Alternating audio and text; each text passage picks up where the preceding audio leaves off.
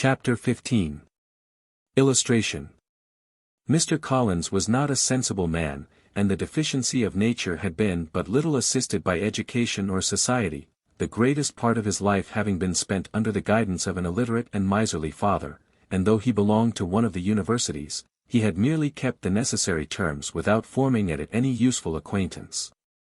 The subjection in which his father had brought him up had given him originally great humility of manner, but it was now a good deal counteracted by the self-conceit of a weak head, living in retirement, and the consequential feelings of early and unexpected prosperity. A fortunate chance had recommended him to Lady Catherine de Bourgh when the living of Hunsford was vacant, and the respect which he felt for her high rank, and his veneration for her as his patroness, mingling with a very good opinion of himself, of his authority as a clergyman, and his right as a rector, made him altogether a mixture of pride and obsequiousness, self-importance and humility. Having now a good house and a very sufficient income, he intended to marry, and in seeking a reconciliation with the Longbourn family he had a wife in view, as he meant to choose one of the daughters, if he found them as handsome and amiable as they were represented by common report. This was his plan of amends of atonement for inheriting their father's estate, and he thought it an excellent one, full of eligibility and suitableness, and excessively generous and disinterested on his own part. His plan did not vary on seeing them. Miss Bennet's lovely face confirmed his views, and established all his strictest notions of what was due to seniority, and for the first evening she was his settled choice. The next morning, however, made an alteration, for in a quarter of an hour tea specified currency tea with Mrs. Bennet before breakfast, a conversation beginning with his parsonage house, and leading naturally to the avowal of his hopes, that a mistress for it might be found at Longbourn, produced from her, amid very complaisant smiles and general encouragement, a caution against the very Jane he had fixed on. Degree as to her younger daughters, she could not take upon her to say she could not positively answer, but she did not know of any prepossession.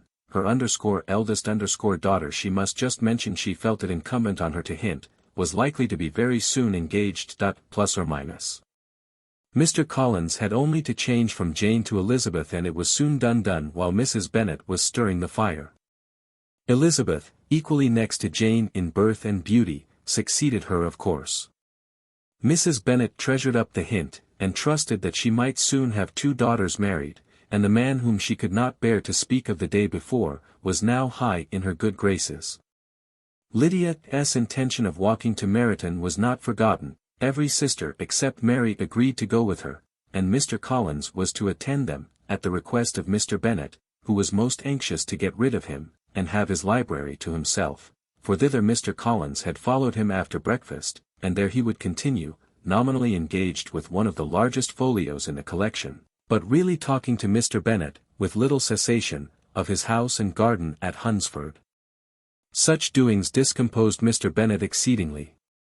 In his library he had been always sure of leisure and tranquillity, and though prepared, as he told Elizabeth, to meet with folly and conceit in every other room in the house, he was used to be free from them there. His civility, therefore, was most prompt in inviting Mr. Collins to join his daughters in their walk, and Mr. Collins, being in fact much better fitted for a walker than a reader, was extremely well pleased to close his large book, and go.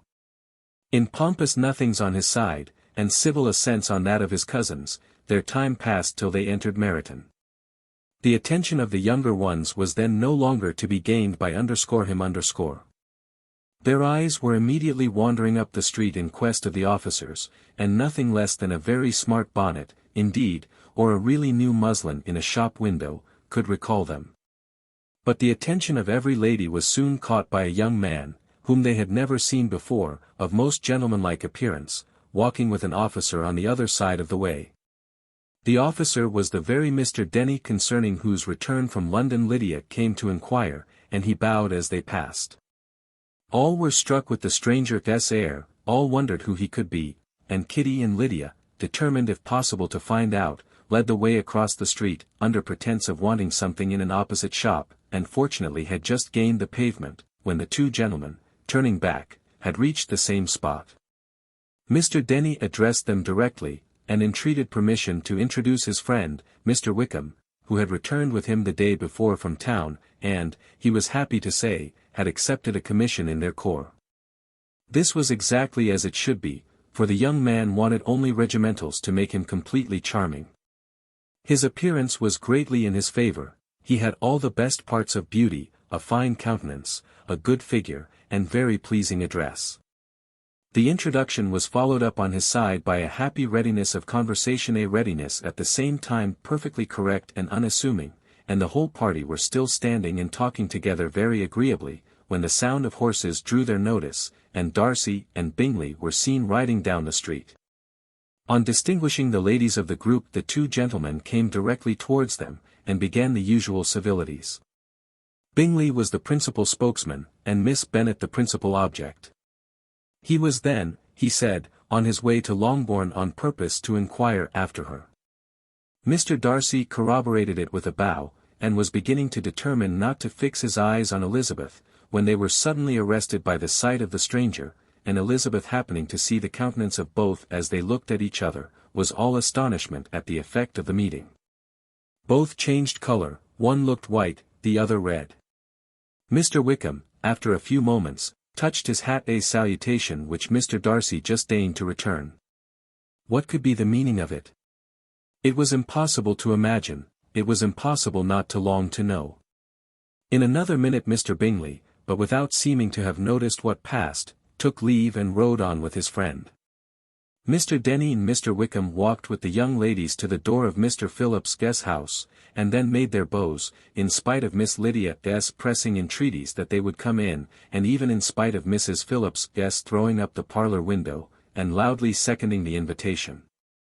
Mrs. Phillips was always glad to see her nieces, and the two eldest, from their recent absence, were particularly welcome, and she was eagerly expressing her surprise at their sudden return home, which, as their own carriage had not fetched them, she should have known nothing about, if she had not happened to see Mr. Jones's shop boy in the street, who had told her that they were not to send any more drafts to Netherfield, because the Miss Bennets were come away, when her civility was claimed towards Mr. Collins by Jane's introduction of him.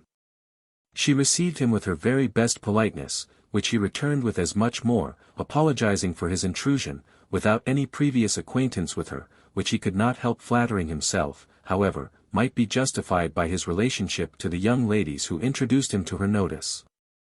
Mrs. Phillips was quite awed by such an excess of good breeding, but her contemplation of one stranger was soon put an end to by exclamations and inquiries about the other, of whom, however, she could only tell her nieces what they already knew, that Mr. Denny had brought him from London, and that he was to have a lieutenant-guest commission in the shire. She had been watching him the last hour, she said, as he walked up and down the street, and had Mr. Wickham appeared, Kitty and Lydia would certainly have continued the occupation, but unluckily no one passed the windows now except a few of the officers, who, in comparison with the stranger, were become degree stupid, disagreeable fellows. Plus or minus some of them were to dine with the Phillipses the next day, and their aunt promised to make her husband call on Mr. Wickham, and give him an invitation also, if the family from Longbourn would come in the evening. This was agreed to, and Mrs. Phillips protested that they would have a nice comfortable noisy game of lottery tickets, and a little bit of hot supper afterwards. The prospect of such delights was very cheering, and they parted in mutual good spirits. Mr. Collins repeated his apologies in quitting the room, and was assured, with unwearying civility, that they were perfectly needless.